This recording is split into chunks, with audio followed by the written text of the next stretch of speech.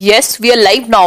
Hello friends, this is Himanshi and welcome to let's learn. Discuss करेंगे maths pedagogy की, basically practice करेंगे। बहुत time हो गया मैथ्स पेडागोजी किए, तो थोड़ा सा याद आ जाएगा आपको मैथ्स पेडागोजी में हुआ क्या करता था। 15 नंबर में मैथ्स पेडागोजी आती है आपकी। पेपर 1 के लिए हम डिस्कशन कर रहे हैं, पेपर 2 वाले देखना चाहें देख सकते हैं, कुछ टॉपिक्स ऑब्वियसली कॉमन ही होते हैं। तो स्टार्ट करेंगे, समझेंगे। और इस सेशन में हम क्या करने वाले हैं, तो जो लास्ट 2 ईयर्स के पेपर्स हैं यानी कि दिसंबर और जुलाई के, उनको डिस्कस करेंगे। और सबसे खास बात यही रहती है सीटेट की, जैसा कि मैं हर रोज कहती हूँ कि पैटर्न चेंज नहीं होता है, तरीका बहुत ज्यादा नहीं बदलता है, बस लैंग्वेज में चेंज होगा, टॉपिक्स क्योंकि सेम है। और ऐसे कितने क्वेश्चन हैं जो आपको घुमा फिरा के ऑप्शन चेंज करके थोड़ी सी लैंग्वेज चेंज करके हर बार देखने को मिलते ही हैं। तो ये सेशन 1 रहेगा। ये नई प्रैक्टिस की सीरीज है जिसमें बेसिकली हम जो सेलेक्टेड प्रीवियस ईयर्स हैं या ऑलमोस्ट सभी प्रीवियस ईयर्स को डिस्कस कर रहे हैं। बीच बीच में कुछ कुछ मौका लगेगा तो कुछ कुछ टॉपिक्स को भी कर लेंगे, नेचर ऑफ मैथमेटिक्स वगैरह को। तो एक बार आप लोग आ जाइए, पहले मैं देख लेती हूँ। नेटवर्क इशू है, थोड़ा बहुत प्रॉब्लम करे अगर नेटवर्क तो समझ जाइएगा, बारिश का प्रकोप है दिल्ली में, है ना। तो स्टार्ट करते हैं आज का सेशन पसंद आए आपको, ये डिस्कशन पसंद आए, जिन्होंने सॉल्व किए हुए हैं पेपर्स वो इग्नोर कर सकते हैं, स्किप कर सकते हैं, बट प्रैक्टिस दोबारा कर लेंगे, देख लेंगे कितनी जल्दी सॉल्व कर पा रहे हैं क्वेश्चंस को। और इसका पीडीएफ मिल जाएगा टेलीग्राम चैनल पर। आंसर उसमें इसलिए प्रोवाइडेड नहीं होते क्योंकि आप वीडियो देख रहे हैं, तो आप खुद आपको आंसर पता होगा, प्रैक्टिस के रूप में फिर से वो काम आ पाएगा। ठीक है, स्टार्ट करें। ऑनलाइन पेडागोजी भी ऐड होनी चाहिए, मतलब हाँ, कल से जल्दी करेंगे यार क्लास, तबीयत और नेटवर्क दोनों ही ठीक करेंगे कल से। राधे राधे, बिल्कुल सभी को गुड इवनिंग, नमस्कार, राम राम, सत श्री अकाल, अस्सलाम वालेकुम, whatever you feel connected with. Start करते हैं आज का सेशन, फटाफट से समझते हैं। हाउ विल यू, यानी 2 साल के पेपर मिलाकर के, मतलब कुछ 28-30 क्वेश्चन होंगे। How will you cater to the needs of visually challenged students of your classroom in an inclusive school, यानी समावेशित विद्यालय में आप अपनी कक्षा के दृष्टिबाधित छात्रों की आवश्यकताओं को कैसे पूरा करेंगे, ये प्रश्न ने हमसे मांग की है। बताइए एक बार। बहुत बढ़िया प्रशा। पहला ऑप्शन है make them sit with high achievers, उनको हाई अचीवर्स के साथ यानी उन्हें उच्च उपलब्धि वाले छात्रों के साथ बैठा करके। Use alternate teaching learning methods and resources, शिक्षण अधिगम की वैकल्पिक प्रणालियों और साधनों का प्रयोग करके। Send them to special educator, उन्हें विशेष शिक्षक के पास भेजकर। Provide them extra time for practice, यानी कि उन्हें अभ्यास के लिए अतिरिक्त समय देकर। बताइए एक बार क्या चीज सही होगी।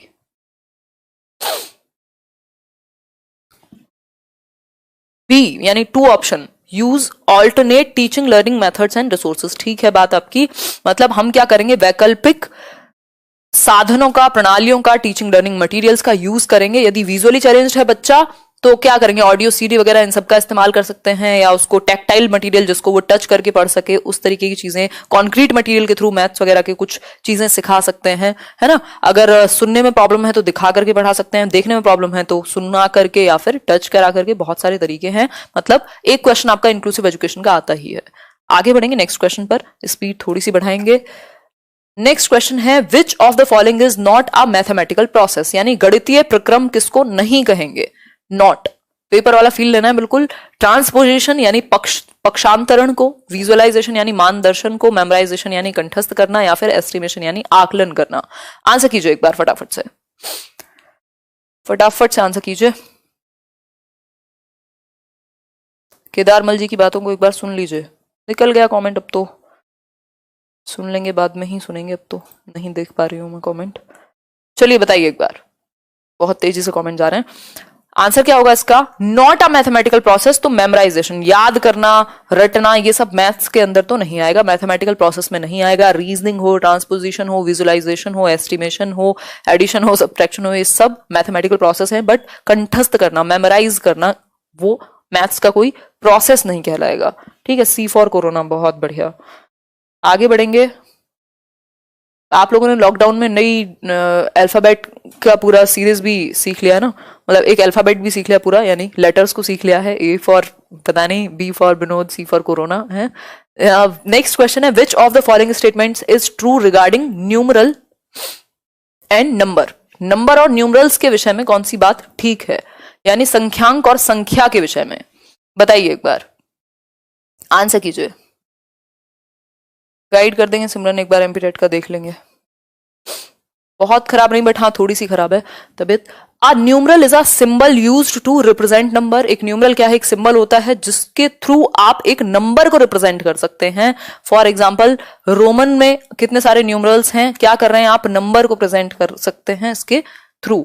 Same number can be represented by different numerals. Same number आप डिफरेंट न्यूमरल्स का यूज करके रिप्रेजेंट कर सकते हैं। और ये रोमन में हो गया, इसके अलावा कितनी सारी अलग अलग लिपि होंगी उसमें आप प्रेजेंट कर सकते हैं नंबर्स को, है ना। इवन अगर मैं बात करूं हिंदी की भी अपनी, तो इस 11 को ऐसे ही बनती थी ना, एक ही का ही, हाँ, तो 11 को हम ऐसे भी प्रेजेंट कर सकते हैं। यानी कि अलग अलग सेम नंबर को अलग अलग न्यूमरल्स का यूज करके हम इसको 11 को ऐसे भी और ऐसे भी, दो अलग अलग न्यूमरल्स का यूज करके हम कर सकते हैं। तो both A and B are correct, दोनों की ही बात सही है। आगे बढ़ेंगे। Identify the correct statement about the ability to conserve. देखिए एक बार, identify the correct statement about the ability to conserve different physical quantities in measurement as proposed by पियाजे। अगर पियाजे की माने हम बात, तो मेजरमेंट में, मापन में कौन सी एक क्वांटिटी के बारे में एक स्टेटमेंट सही होगा इनमें से? तो आपको एरिया कंजर्वेशन वाला कॉन्सेप्ट पता होगा कि वॉल्यूम, एरिया, और आपका एक और चीज होती है तीसरी, उनका आइडिया बच्चों को लगने लगता है, इंडक्टिव रीजनिंग आ जाती है। बताइए एक बार, पियाजे के प्रस्ताव के अनुसार माप में विभिन्न भौतिक राशियों के संरक्षण की योग्यता के विषय में सही कथन को पहचानना है हमें।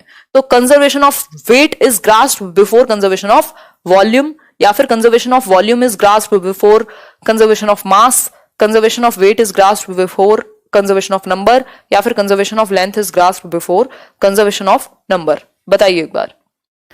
तो हम जानते हैं कि कंजर्वेशन ऑफ, इवन आप अपना नॉर्मल कॉमन सेंस भी लगाएंगे तब भी आपको पता लगेगा conservation of weight is grasped before conservation of volume. Volume जानने के लिए तो बच्चे को थोड़ा सा और आगे की बात है, उससे पहले वेट का कॉन्सेप्ट तो बहुत जल्दी डेवलप हो जाता है बच्चे में, अगर आप देखेंगे तो, यानी उसको हल्का और भारी तो पता ही होता है ना। तो वॉल्यूम का कॉन्सेप्ट बाद में आएगा, वेट का पहले, इसलिए ऑप्शन ए होगा। आगे बढ़ेंगे। Van Hiele levels refers to stages in the development of. Van Hiele को समझेंगे किसी दिन।